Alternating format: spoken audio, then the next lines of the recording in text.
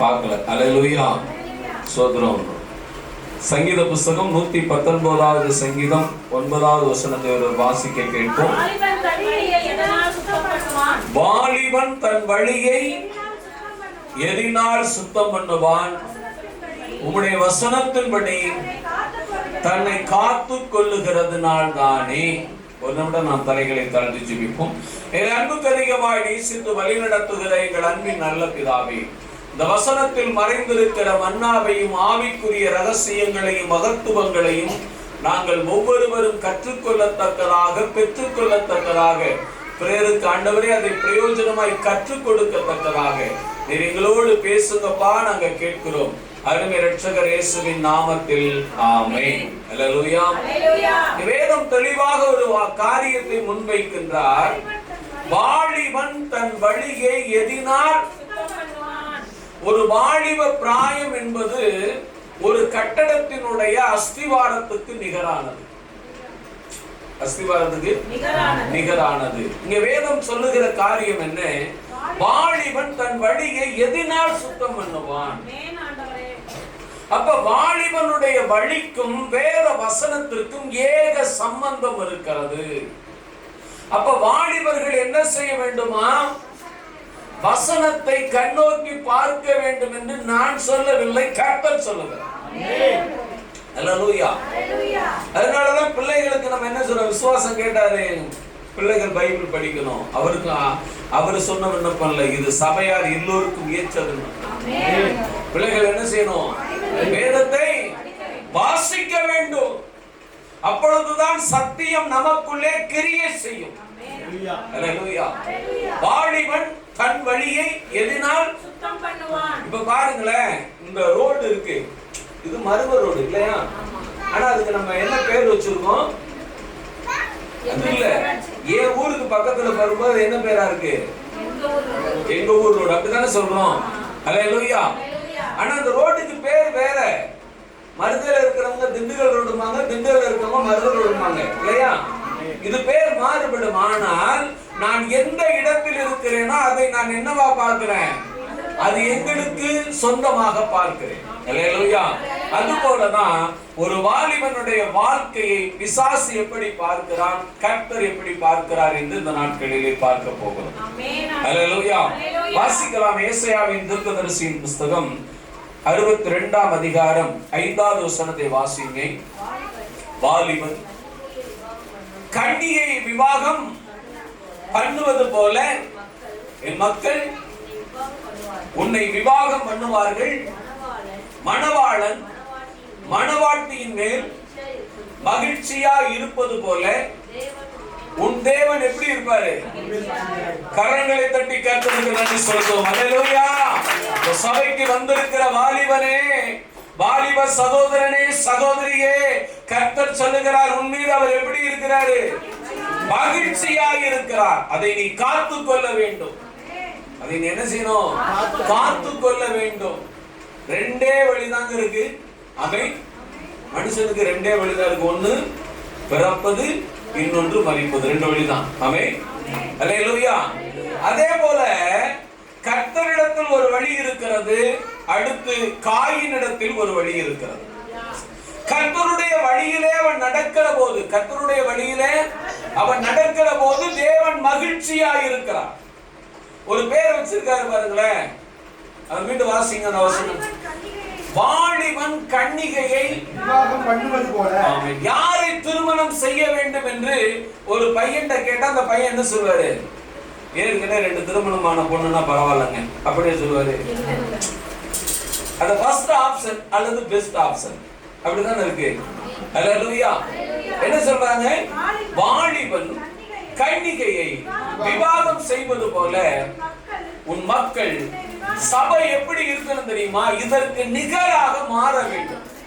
சபைக்கு வருகிற நான் இவ்வாறு நான் மாறுகிற போது அடுத்து அப்படியே இன்னொரு வார்த்தை சொல்றாரு, உன் மக்கள் மணவாளன் மணவாட்டியின் மேல் மகிழ்ச்சியாய் இருப்பது போல உன் தேவன் முன்னில் எப்படி இருப்பாரு? மகிழ்ச்சியாக இருப்பார். சபை எப்படி இருக்கணும்? ஃபர்ஸ்ட் ஆப்ஷனா இருந்துச்சுன்னா உன் வாழ்க்கை பெஸ்ட் ஆப்ஷனா மாறும். ஹல்லேலூயா. இது யாருக்கு கிடைத்திருக்கிறது என்று இந்த நாட்களிலே நாம் பார்க்க போகிறோம். பாருங்க, இதை நீங்கள் கற்றுக்கொள்ளுங்கள். ஆண்டவர் தெளிவா சொல்றாரு. இப்ப மணவாட்டியின் மேல் மணவாளன் எப்படி இருப்பார்? அப்ப மணவாளன் பிளஸ் மணவாட்டினா என்ன அர்த்தம் தெரியுமா? அவனுக்கு உண்டான எல்லாவற்றிலும் அவளுக்கு சரிபாதி உரிமை இருக்கிறது. ஹல்லேலூயா.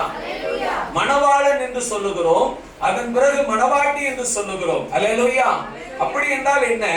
எல்லா விதமான சட்டத்தின்படி எல்லா ரைட்ஸும் அவர்களுக்கு தேவன் கொடுப்பார். ஹல்லேலூயா. அதான் சொல்றாரு, மணவாட்டியின் மேல மணவாளன் எப்படி இருப்பாரு? மகிழ்ச்சியா இருப்பது போல உன் தேவன் உண்மையில் எப்படி இருப்பாரு? மகிழ்ச்சியா இருப்பார். இந்த வாலிப பிராயத்துல நீ கர்த்தருடைய சமூகத்துக்கு முதலாவது உரிய நேரத்துக்கு வருவது. ஆமென். எப்படி? இப்ப நமக்கு பிடிச்ச ஒரு பொருள் வருது அப்படின்னா நம்ம எப்ப போவோம்? அதுதான் சொல்றாரு மணவாள சோதரம் முதல் வரியை பாருங்களேன். வாலிபன் கன்னிகையை விவாகம் பண்ணுவது போல. அந்த டைரக்ஷன் எப்படி கொடுக்கிறார் பாருங்களேன். உனக்கு சபை பிடித்திருக்கிறதா அல்லது இந்த உலகம் பிடித்திருக்கிறதா? சபை பிடித்திருக்கிறது என்றால் நமக்கு பிடிச்சவங்க வர்றாங்கன்னு வச்சுக்க, நம்ம எப்படி போவோம்? முன்னாடி எப்படி போவோம்? தூங்கி எந்திரிச்சு அப்படியே போயிருவோமா? ஆமென். ஹல்லேலூயா. அவர்கள் எப்படி எதிர்பார்க்கிறார்களோ அதுபோல நம்மளை மாற்றிக்கொள்ள முயற்சிப்போம். ஹல்லேலூயா. சபைக்கு எப்படி வரணுமா? சந்தோஷமாக முன்னக்கூடியே என்ன செய்ய வேண்டும்? வர வேண்டும். அப்படி வருகிற போது கர்த்தர் உன் மீது மகிழ்ச்சியா இருப்பார். எப்படி இருப்பாரு? மகிழ்ச்சியா இருப்பார். சொல்லப்படுகிறது மணவாட்டியின் மேல் மணவாளன் எப்படி இருப்பாரு? மகிழ்ச்சியா இருப்பது போல உன் தேவன் உன்மேல் எப்படி இருப்பாரு? பக்கத்துல இருக்கவங்கள கரங்களை பிடித்து சொல்லுங்க, கர்த்தர் உன் மேல மகிழ்ச்சியா இருப்பாருங்க. ஆமென். கர்த்தர் உன் மேல எப்படி இருப்பாரு? மகிழ்ச்சியா இருப்பார். ஹல்லேலூயா. கர்த்தர் அப்படி மகிழ்ச்சியா இருக்கிற பொழுது ஒரு சில காரியங்களை தேவன் அந்த இடத்துல மாற்றுகிறார். ஹல்லேலூயா. ஹல்லேலூயா. அதிலே 9வது வசனத்தை வாசிங்க. அதை சேர்ந்தவர்களே அதை புசித்து கர்த்தர் என்ன செய்வாங்க? துதிப்பார்கள். அதை கூட்டி வைத்தவர்களே அதை பரிசுத்த ஸ்தலத்தில் பிரகாரங்களில் அதை குடிப்பார்கள். அதுக்கு மேல இருக்க வசனம் வாசிங்க, என்னன்னு தெரிஞ்சிடும். நான் உன் தானியத்தை உன் சத்துருக்களுக்கு ஆகாரமாக கொடேன். ஃபர்ஸ்ட் ஆஃப் ஆல், நீ சபைக்கு வர தாமதிக்க அது என்னவாய் மாறுகிறது என்றால் உன்னுடைய ஆகாரம் இன்னொரு இடத்துக்கு போய்விடுகிறது. புரியுதுங்களா? நீ வேதம் வாசிக்காமல் ஏமாற்றிக் கொண்டு இருக்க உன்னுடைய ஞானம் இன்னொரு இடத்துக்கு பரிமாறி விடுகிறது. அழகா ஒரு நிகழ்ச்சியிலே சொன்னார், ரேடியோவை கண்டுபிடித்தவர் எப்ப கண்டுபிடிச்சார்? அவர் பேர்ல சொல்லி சொன்னாரு, நான் இந்த வாரம் கண்டுபிடிச்சு வந்து கொடுத்தேன், அந்த வாரம் கொடுக்கலன்னா அடுத்த இன்னொரு நாட்டுல இருக்கிறாள் கண்டுபிடிச்சு ரெடியா வச்சிருந்தா நான் கொடுக்கறதுக்கு. உண்மையா இல்லையா? அப்ப என்னவாய் மாறுகிறது? எனக்கு கிடைத்த சோத்திரம், முயற்சி, என்னுடைய அனுபவம் எல்லாம் என்னை விட்டு போய்விடுகிறது. என்னை விட்டு போய்விடுகிறது. பாருங்க, கர்த்தர் உன் மீது மகிழ்ச்சியா இருந்தால் ஃபர்ஸ்ட் பால் உன்னுடைய வாழ்க்கையில உன்னுடைய தானியத்தை, தானியம் என்னது? அதுக்கு பல ஸ்டேஜ் இருக்குங்க. தானியத்துக்கு முன்னாடி பயிராகணும், நாற்றாய் இருக்கணும், பயிராகணும், பயிர் செடியாகணும், செடி பூவாகணும், பூ பிஞ்சாகணும், பிஞ்சு காயாகணும், காய் கனியாகணும், அந்த கனிதான் தானியம். ஹல்லேலூயா. ஹல்லேலூயா. உலகத்துல ஒரு பழமொழி சொல்லுவாங்க, கை கெட்டினது அப்படின்னா என்ன அர்த்தம்? இந்த வசனம் தான். ஹல்லேலூயா. எல்லாம் வந்து விட்டது, ஆனால் அது யாருக்கு போகிறது? உன்னுடைய சத்துருக்களுக்கு. அதை நீ சரிபடுத்திக் கொள்ளுங்கள். அதை நீங்க என்ன செய்யுங்க? சரிபடுத்திக் கொள்ளுங்கள். உன்னுடைய தானியத்தை உன் சத்துருவுக்கு ஆகாரமாக கொடே. உன் பிரயாசத்தினாலாகிய உன் திராட்சை ரசத்தையும் அந்நிய புத்திரர் என்ன செய்வதில்லை, குடிப்பதில்லை என்று கர்த்தர் தமது வலது கரத்தினால் தமது வல்லமையுள்ள உயர்த்தின் மேல் ஆணையிட்டார். கர்த்தர் சொல்றாரு, நீ சரியாக சபைக்கு வந்து வா, நீ கட்டுகிற வட்டியை நான் மாற்றி தருவேன். ஆமென். உன்னுடைய சோதரம் இயலாமை எங்கே இருக்கிறது என்றால், செபிப்பதிலே வைத்துக் கொண்டாய், வேதம் வாசிப்பதில் வைத்துக் கொண்டாய், சபைக்கு வருவதிலும் வைத்துக் கொண்டாய். ஆமென். அதனுடைய பங்கு என்னவாகிறது என்றால், அந்நிய புத்திரருக்கு ஆகாரமாய் போகிறது. யாருக்கு போகிறது? அந்நிய புத்திரருக்கு ஆகாரமாய் போகிறது. அப்படி போகாமல் இருக்க வேண்டும் என்றால் நீ என்ன செய்யணும்? சபைக்கு வருவது எப்படி வரணும்? நேரத்தோடு, பிரியத்தோடு, பாசத்தோடு, உற்சாகத்தோடு. எப்படி வரணும்? உற்சாகத்தோடு நீ வருவாய் என்று சொன்னால் அதை விட உற்சாகத்தோடு தேவன் வருகிறார். அதுதான் விஷயம். அல்லேலூயா. தேவன் எப்படி இருக்கிறாரா? உன் மீது மகிழ்ச்சியாக இருக்கிறாருங்க. அவர் சொல்றார், மகிழ்ச்சியாக இருக்கிற தேவன் சொல்றாரு, உன்னுடைய ஆகாரத்தை நான் பிறருக்கும் சத்துருவுக்கு நான் என்ன செய்ய மாட்டேன், கொடுக்க மாட்டேன். உன்னுடைய பிரயாசத்தின் பலனை அந்நிய புத்திரருக்கு என்ன செய்ய மாட்டேன், கொடுக்கவே மாட்டேன். அதுதான் அவருடைய தீர்க்க தரிசனம், அதுதான் அவருடைய வல்லமை. அல்லேலூயா, அல்லேலூயா. அதை நான் என்ன செய்ய வேண்டும்? சரியாக கையாள கற்றுக்கொள்ள வேண்டும். சரியாக கையாள என்ன செய்ய வேண்டும்? கற்றுக்கொள்ள வேண்டும். வேற ஒண்ணுமே செய்ய வேண்டாம். நீ வருகிறாய், கொஞ்சம் துரிதமாய் வா. ஆமென். வாஞ்சையோடு இருக்கிறாய், பிரயாசத்தோடு வா. அல்லேலூயா, அல்லேலூயா. அடுத்ததாக அதிலே 10வது வசனத்தை வாசிங்க.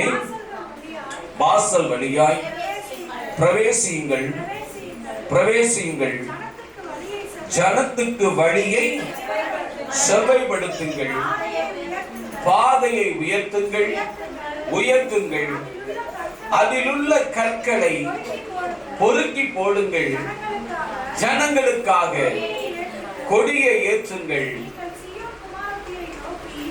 நீங்கள் சீயோன் குமாரத்தியை நோக்கி, இதோ உன் ரட்சிப்பு வருகிறது என்று, இதோ அவர் அருளும் பலன் அவரோடும் அவர் செய்யும் பிரதிபலன் அவர் முன்பாகவும் வருகிறது என்று சொல்லுங்கள் என்று கர்த்தர் பூமியின் கடையாந்திரம் மட்டும் கூறுகிறார். கரங்களை தட்டி கர்த்தருக்கு நன்றி சொல்றோம். அல்லேலூயா. நீ அப்படி வரும்போது நீ மாத்திரம் வரமாட்ட, உன்னோடு ஒரு கூட்டம் வரும்.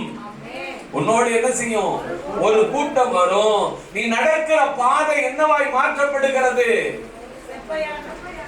செவ்வையாக்கப்படுகிறது. நீ நடக்கிற பாதையில் இருக்கிற கற்கள் அகற்றப்படுகிறது. கல்லுன்னா யார் தெரியுமா? பிசாசு.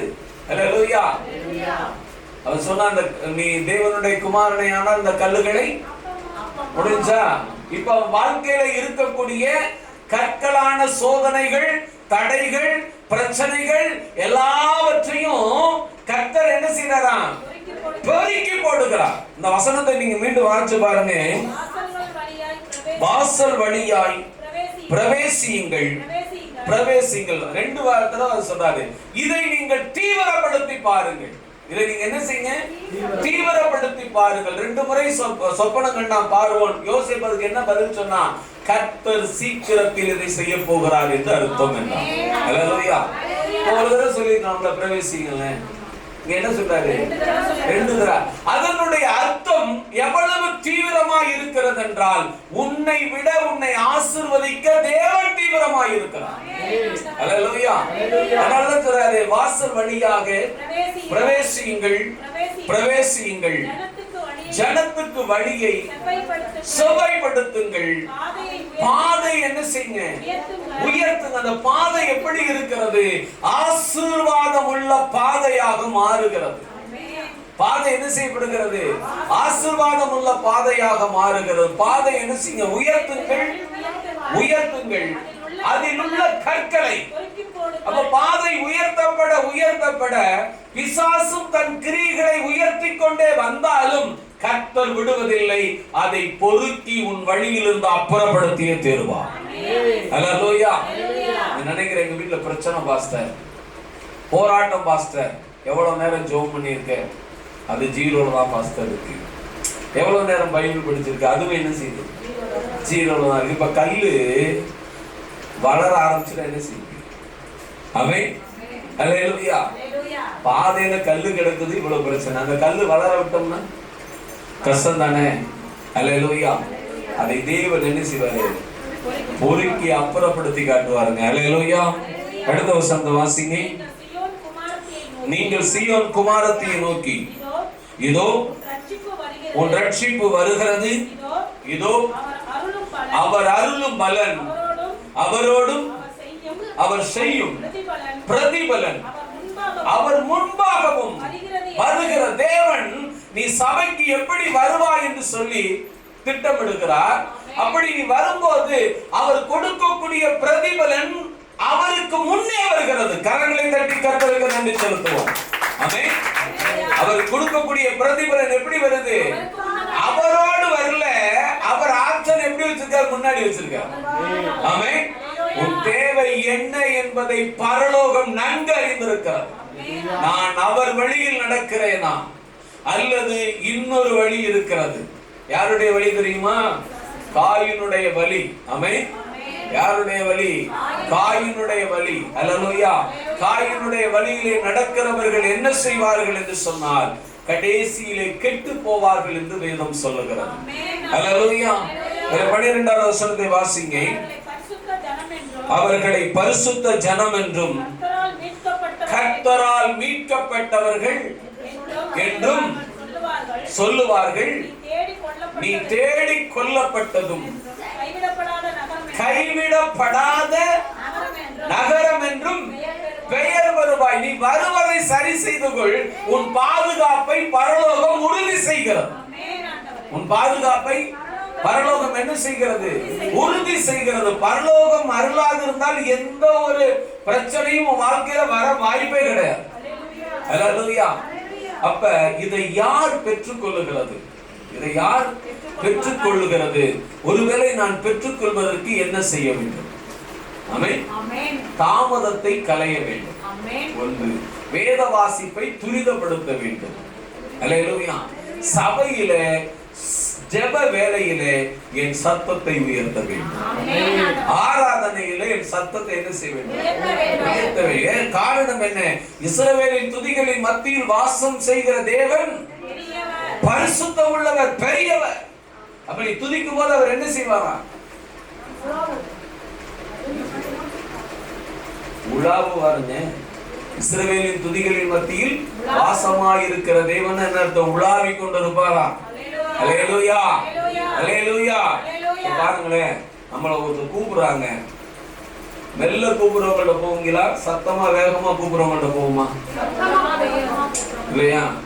அல்லேலூயா. மெல்ல கூப்பிடுறத சொல்லுவோம், ஏங்க கொஞ்சம் சத்தமா கூப்பிட்டுருந்தா நான் வந்திருப்பேனே, அப்படித்தானே சொல்லுவோம். அதுதான் நம்ம நிலைமை ஓடிக்கிட்டு இருக்கு. அல்லேலூயா. அல்லேலூயா. அப்ப சோதரம் ஆண்டவர் சொல்றாரு, நீ சபைக்கு வருவதை எப்படி பண்ணணும்? வாலிபன் கன்னிகையை விரும்புவது போல சபை இருக்க வேண்டும். அல்லேலூயா. அப்படி நீ சபைக்கு வரும்போது மணவாட்டியின் மேல் மகிழ்ச்சியாய் இருப்பது போல கர்த்தர் மீது மகிழ்ச்சியாய் இருக்கிறார். அல்லேலூயா. அவர் அப்படி மகிழ்ச்சியாகிற போது முதலாவது உன்னுடைய தானியத்தை நீ புசிக்கும்படி ஏற்படுத்துகிறார். அந்நியர்கள் உன்னுடைய வாழ்க்கையில வட்டியை எடுத்து போடுகிறார். அல்லேலூயா. அடுத்து சொல்றாரு, சோத்ரம், உன்னோடு அநேகர் சபைக்கு வருவார்கள், கர்த்தரை தேடுவார்கள். அந்த பாதை எப்படி இருக்கும்? பாதுகாப்பாக இருக்கும், உயர்த்தப்படும். அல்லேலூயா. அந்த பாதையில் இருக்கிற கற்கள் பொறுக்கி எரியப்படும். அல்லேலூயா. அடுத்து சொல்றாரு, நீ கைவிடப்படாத நகரம் என்று பெயர் வருவாய். பாதுகாப்பை பரலோகம் உறுதி செய்து முடிக்கிறது. அல்லேலூயா. யாருக்கு கிடைத்தது என்று சொல்லி பார்க்கலாம், வாசிக்கலாம். லூக்காவின் புஸ்தகம் 7ஆம் அதிகாரம் 14வது வசனத்தை வாசிங்க. கிட்ட வந்து பாடையை தொட்டார், அதை சுமந்தவர்கள் நின்றார்கள். அப்பொழுது அவர், வாலிபனே எழுந்திரு என்று உனக்கு சொல்லுகிறேன் என்றார். அல்லேலூயா, அல்லேலூயா. பாருங்க, இந்த இடம் கொஞ்சம் வித்தியாசமான இடம். இந்த இடம் எப்படிப்பட்டனோ ரொம்ப வித்தியாசமான இடம். 7ஆம் அதிகாரம் 14வது வசனத்திலே பார்க்கிறோம். 11வது வசனத்தை வாசிங்க. அவர் நாயின் என்னும் ஊருக்கு போனார். நல்லா தெரிஞ்சுக்கங்க, ஊருக்கு பேர் சொல்லிட்டார். ஊருக்கு உயிரோட எழுப்பணும்னு பேர் சொல்ல. அப்படின்னா என்ன அர்த்தம்? அதுல நீயும் இருக்கலாம், நானும் இருக்கலாம்.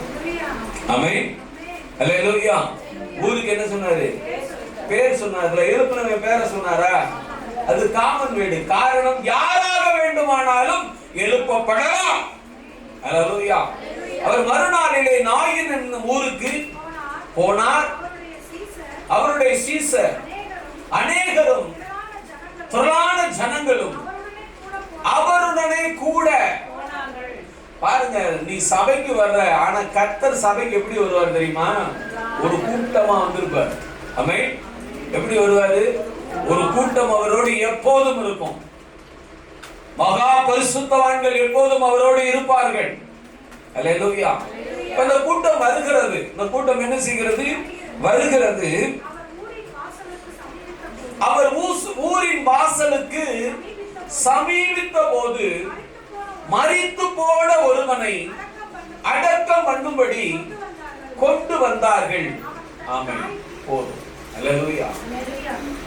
இந்த இடத்துல கொஞ்சம் உயிரோட்டமான வார்த்தை என்னவென்று சொன்னால், அடக்கம் பண்ணும்படி கொண்டு போனார்கள் என்று எழுதி இருக்கலாம் இல்லையா? அடக்கம் பண்ணும்படி. ஆனா எப்படி எழுதுறாங்க?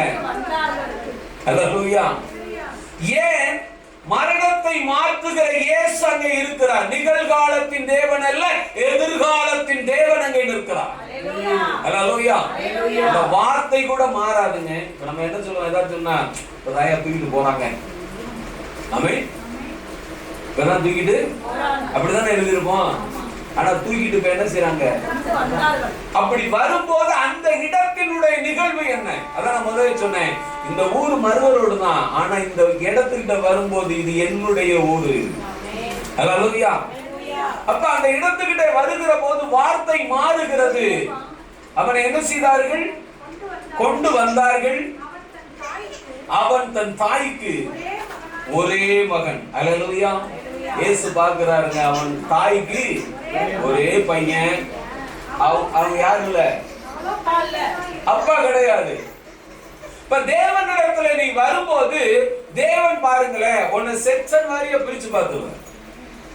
அம்மாவுக்கு புருஷன் இல்ல, இறந்து போன பையனுக்கு அப்பா இல்ல. ஆமென். அடுத்து பார்க்கிறாரு, அவன் இறந்து போனவன் யாரா? ஒரே பையன். வயதோ வாலிப வயது. எப்படி? வாலிப வயது. அல்லேலூயா. எல்லாவற்றையும் செக்ஷன் வாரியா கர்த்தர் பார்ப்பாருங்க. நாம் பார்க்கிறபடி அவர் பார்க்கிற தேவன் அல்ல. அல்லேலூயா. இப்ப வரும்போது அவர் என்ன செய்யறார்? அவர் பக்கத்துல வர்றாங்க. என்ன பண்றாங்க? பக்கத்துல வர்றாங்க. இந்த உலகம் உன்னை மாத்திரம் தெரிந்து கொள்ளுங்க. இந்த உலகம் எப்பவுமே நம்மள என்ன செய்யும் தெரியுமா? ஒரு இடத்துல வச்சு முடிச்சு விடத்தான் ரெடியா இருக்கும். நீ இதுக்கு தான் லாய்க்கு, நீ ஒண்ணுக்குமே லாய்க்கு இல்ல. ஏன்னா இந்த அம்மா கூடயும் ஒரு கூட்டம் இருக்குங்க. இந்த அம்மா கூடயும் ஒரு கூட்டம் இருக்கு. அல்லேலூயா. அந்த கூட்டம் எப்படிப்பட்ட கூட்டம் என்றால், ஒரு முடிவோடு இருக்கிற கூட்டம். ஒன்னு தெரிஞ்சுக்கங்க, உன்னோடு இருக்கிறவர்கள். இப்ப இந்த அம்மா கை முன்னுன்றாரு இல்லையா? இறந்து போனவனுக்கு சொந்தக்காரனாக இருந்திருக்கலாம், நண்பர்களா இருந்திருக்கலாம், உறவினரா இருந்திருக்கலாம். அல்லேலூயா. அப்படியா தான் அங்க இருந்திருப்பான். ஆனா அவங்க எல்லாமே ஒரு முடிவுல இருக்காங்க. என்ன செய்யறாங்க? இதை கொண்டு போய் முடிச்சுட்டா அந்த வேலை முடிச்சு. அல்லேலூயா, அல்லேலூயா. ஆனால் இடையில ஒருத்தர் வந்துட்டார். இடையில யார் வந்துட்டது? இயேசு வந்துட்டாரு. ஒண்ணு தெரிஞ்சுக்கங்க, இந்த பூமியிலிருந்து ஒரு மனிதனை கர்த்தர் எடுப்பதற்கு முன்னதாக அநேக முறை சபையின் வாசலை அவர்களுக்கு திறந்து கொடுப்பார். அல்லேலூயா. அநேக முறை கர்த்தர் என்ன செய்வாரு? சபையின் வாசலை திறந்து கொடுப்பார். அதைத்தான் இங்க வாசிக்கிறோம். அவர் 12ஆம் வசனம், அவர் ஊரின் வாசலுக்கு சமீபித்த போது மரித்து போன ஒருவனை அடக்கம் பண்ணும்படி கொண்டு வந்தார்கள். இப்ப கொண்டு வந்த அந்த பாடி இவரை கடந்துதான் போகணும். என்ன செய்யணும்? அல்லேலூயா. இப்ப வரும்போதே கர்த்தர் பார்த்துட்டாரு. வரும்போது என்ன செஞ்சிட்டாரு? கர்த்தர் பார்த்துட்டாரு. நீ சபைக்கு வரும்போதே உன் தேவை என்ன என்பதை கர்த்தர் பார்த்துக்கணும். அல்லேலூயா. அல்லேலூயா. சோதரம். அவர் தாய்க்கு எப்படி இருக்கிறான்? ஒரே பையனா இருக்கான். அந்த அம்மாவோ எப்படி இருக்காங்க? கைம்பெண்ணா இருக்கிறாங்க. அவர்களோடு யார் வருது? வெகு ஜனங்கள் வருகிறார்கள். இந்த உலகத்தில் உனக்கு அநேக சொந்த பந்தங்கள் இருக்கலாம், ஆனால் உன் வாழ்வை மாற்றக்கூடியவர்கள் ஒருவரும் கிடையாது. உன் பிரச்சனைக்கு தீர்வு செய்ய அவர்களால் முடியவே முடியாது. அல்லேலூயா. அது இயேசுவால் மட்டும்தான் முடியும். அல்லேலூயா. அது யாரால முடியும்? இயேசுவால் மட்டும்தான் முடியும். வெகு ஜனங்கள் அவரோடு கூட வந்தார்கள். வந்தவர்கள் எல்லோரும் இவன் வாழ வேண்டும் என்று விரும்பவில்லை, இவன் அழிய வேண்டும் என்று முடிவோடு வந்தவர்கள். அல்லேலூயா. என்ன செய்றார்? அடுத்த வசனம், கர்த்தர் அவளை பார்த்து அவள் மேல் மனதுருகி அலாதே என்று சொல்லி கிட்ட வந்து பாடையை தொட்டார். என்ன செய்தார்? அவர் வழி சமீபிக்கும் போது அவர் உன்னை தொடுவார். அவர் வழி சமீபிக்கும் போது அந்த வார்த்தை உன்னை தொடும். அல்லேலூயா.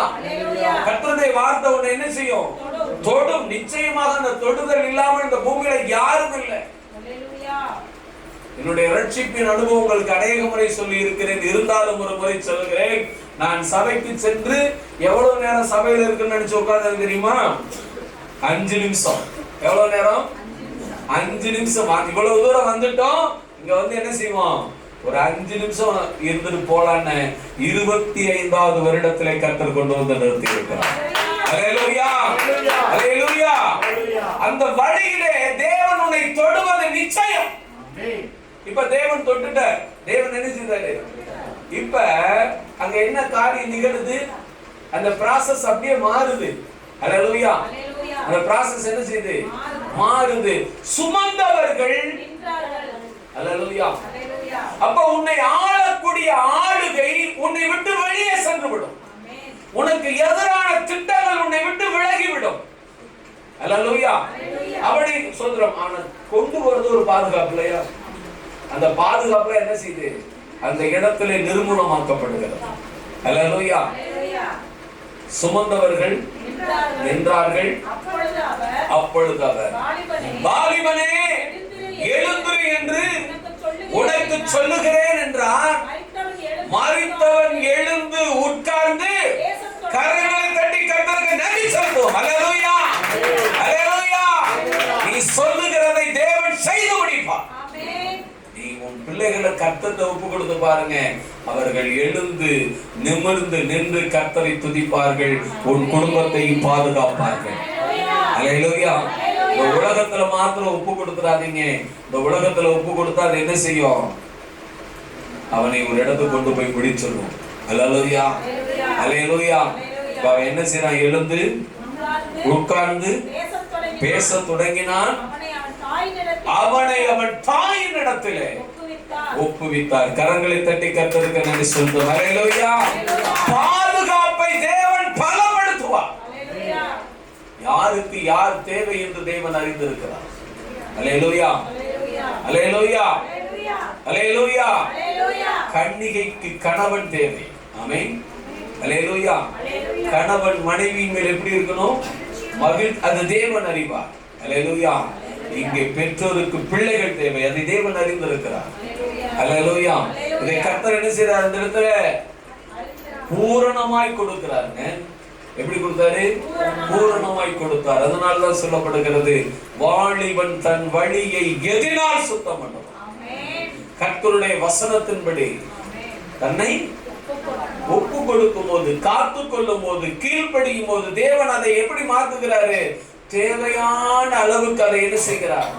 மாற்றுகிறார். நான் எப்படி இருக்க வேண்டும் சபையில, எப்படி இருக்க கூடாது என்று ஒருத்தரை பார்த்து நாம் முடிக்க போகிறோம். வாசிக்கலாம். சொல்ற மார்க்கு புஸ்தகம் 14ஆம் அதிகாரம் 51வது வசனத்தை வாசிங்க. ஒரு வாலிபன் ஒரு துப்பட்டியை தன்மேல் போர்த்தி கொண்டு அவர் பின்னே போனான். அல்லேலூயா. இவனும் ஒரு வாலிபன் தான். அல்லேலூயா. இதுவும் இயேசு கிறிஸ்து இருக்கிற இடம் தான். அல்லேலூயா. இதுவும் இயேசு கிறிஸ்து இருக்கிற இடம் தான். அதுக்கு மேல இருக்க வசனத்தை வாசிங்க. அப்பொழுது எல்லோரும் அவரை விட்டு என்ன செய்தார்கள்?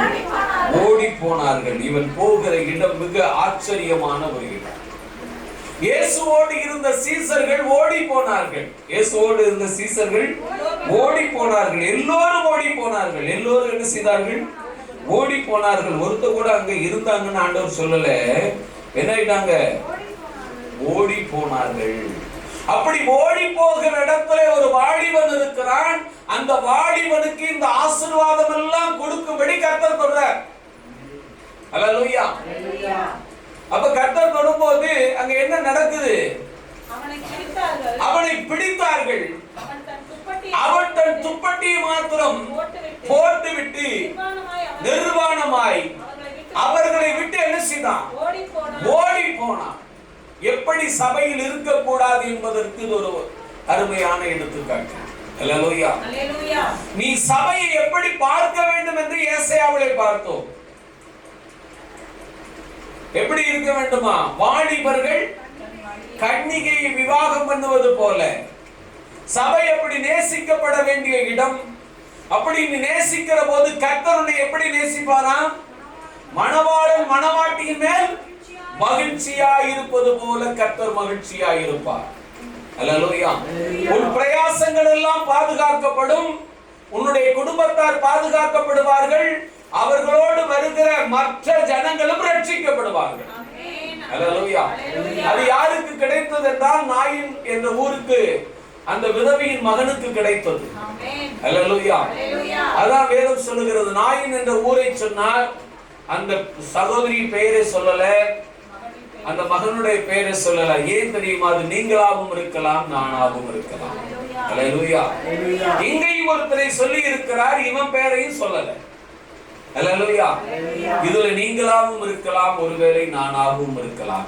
இப்படி இருக்கக்கூடாது என்பதுதான் ஆண்டவருடைய திட்டம். அல்லேலூயா. அல்லேலூயா. மரித்தவனையே எழுப்பக்கூடிய தேவன், மரித்தவனையே எழுப்பக்கூடிய தேவன், பாதுகாப்பை உறுதிப்படுத்தக்கூடிய தேவன், அவனுடைய பிரயாசத்தின் பலனை அவனே புசிக்க வேண்டும் என்று விரும்புகிற தேவன். அல்லேலூயா. அவன் எப்படி இருந்தான் தெரியுமா? எல்லோரும் ஓடி போன போது கூட கொஞ்ச காலம் சபைக்கு வந்தான். அல்லேலூயா. எல்லாரும் அவன் கூட வந்தவங்க என்ன ஆயிட்டாங்க? ஓடிட்டாங்க. கொஞ்ச காலம் என்ன செய்தான்? சபைக்கு வந்தான். சபைக்கு வரும்போது கர்த்தர் அவனை பிடிக்கிறார், அவனை ஆசீர்வதிக்கும்படி விரும்புகிறார். ஆமென். அல்லேலூயா. அவன் என்ன செய்தான்? எதிர்ப்பு வரும்போது சபையை விட்டு நீங்கள் ஓடாமல் நிலைத்திருந்தால் தேவன் ஒருபோதும் உங்களை கைவிட மாட்டார். அல்லேலூயா. அல்லேலூயா. எப்படி விட்டுட்டு ஓடினானா? தொண்டை காண துணிய காண ஓடி இருக்காங்க. அதையும் எழுதி இருக்கிறார். அவன் பெயரையும் கர்த்தர் சொல்லவில்லை. பெயர் சொல்லாத இடமெல்லாம் ஒருவேளை அது நாமாகவும் இருக்கலாம். நாம் அப்படித்தான் அதை என்ன செய்ய வேண்டும்? எடுத்துக்கொள்ள வேண்டும். அல்லேலூயா. அல்லேலூயா. அப்படி நீங்கள் எடுத்துக்கொள்ளுகிற போது தேவன் உங்களை உயர்த்துவதற்கு போதுமானவராய் இருக்கிறார். உங்களை ஆசீர்வதிப்பதற்கு அவர் போதுமான தேவன். அல்லேலூயா. ஒரே ஒருத்தரை பார்த்து நாம் முடிக்க போகிறோம். வாசிக்கலாம். சோதரம் ஆதியாகமம் புஸ்தகம் 39ஆம் அதிகாரம் 9வது வசனத்தை வாசிங்க. இந்த வீட்டிலே என்னிலும் பெரியவன் இல்லை,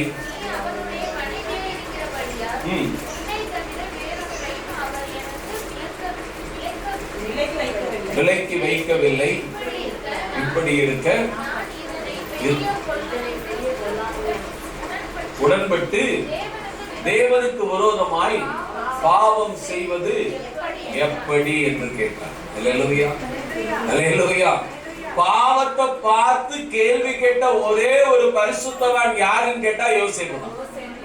அல்லேலூயா, அல்லேலூயா. எல்லா வாய்ப்புகளும் அவனுக்கு சாதகமாக இருந்தது, எல்லா வாசல்களும் அவனுக்கு ஏதுவாக இருந்தது. ஆமென், அல்லேலூயா. ஆனால் அந்த இடத்துல நின்று, இது நான் படிக்கும் போது என்னுடைய ஆசிரியர் ஒரு விளக்கம் சொன்னார். அதை நான் அப்பதான் சமீப காலத்துல தான் யோசிச்சு பார்த்தேன். ஒரு துறவி இருக்கிறார், அந்த துறவியின் இடத்துல அநேக சீசர்கள் இருக்காங்க, அநேக சீசர்கள் இருக்காங்க. எல்லாமே திறமை மிக்கவர்கள், எல்லோருமே திறமை மிக்கவர்கள். அதுல எவன் பெஸ்ட்னு அவர் தெரிஞ்சுக்கணும்ல. அப்படி ஒரு நேரம் வருகிறது, எல்லாமே பெஸ்டாவே பதில் சொல்றாங்க, திறமையா இருக்காங்க. அதுல யார் பெஸ்ட்ங்கிறத அவர் கண்டுபிடிக்கணும் ஒரு முடிவு பண்ணார். அப்ப என்ன செய்தார் தெரியுமா? ஆளுக்கு ஒரு பழத்தை கையில கொடுத்தார். அது வாழைப்பழமோ மாம்பழமோ என்னவோ நம்ம எடுத்துக்கலாம். அல்லேலூயா. கொடுத்த மனுஷன் ஒன்று சொன்னாரு, யாரும் பார்க்காத இடத்துல போய் சாப்பிடுறான்னு. யாரும் எல்லா பேருமே அவரை விட்டு போயிட்டாருங்க. ஒரு அரை மணி நேரம் சென்று வர்றாரு, ஒருத்தன் கையிலையும் பழம் இல்லை. ஒரே ஒரு ஆள் ஒடியாந்தான், அவன் கையில பழம் இருந்துச்சு. ஏண்டா அப்படின்னு கேட்டார். அவர் சொன்னா, தேவன் பார்த்து கொண்டிருக்கிறார். அல்லேலூயா. எனக்கு கொடுக்கப்பட்ட வார்த்தை எப்படிப்பட்டது? யாரும் பார்க்காத இடத்துல போய் சாப்பிடுன்னு சொன்னீங்க. நான் யாரும் பார்க்கலன்னு தான் நினைச்சேன். ஆனா என்னையும் உன்னையும் பார்க்கிற தேவன் ஒருவர் உண்டு என்றான். அப்பதான் சொன்னாரு, இருக்கிறதுலே தலை சிறந்த சீடன் அவன் தான் அப்படின்னாரு. அல்லேலூயா, அல்லேலூயா. அது போலதான் வேதத்தில் இருக்கிற எல்லா பரிசுத்தவான்களை விட தலை சிறந்தவனாக யாரை பார்க்கிறோம் என்று சொன்னால் யோசேப்பை பார்க்கிறோம். அல்லேலூயா. நான் சொன்ன ஒரே ஒரு வார்த்தை என்ன தெரியுமா? என் தேவனுக்கு விரோதமாய் நான் பாவம் செய்வது எப்படி என்று பாவத்தை பார்த்து கேள்வி கேட்டவர். அல்லேலூயா. அதனால கர்த்தர் அவன் மீது மன மகிழ்ச்சியாக இருந்தார்.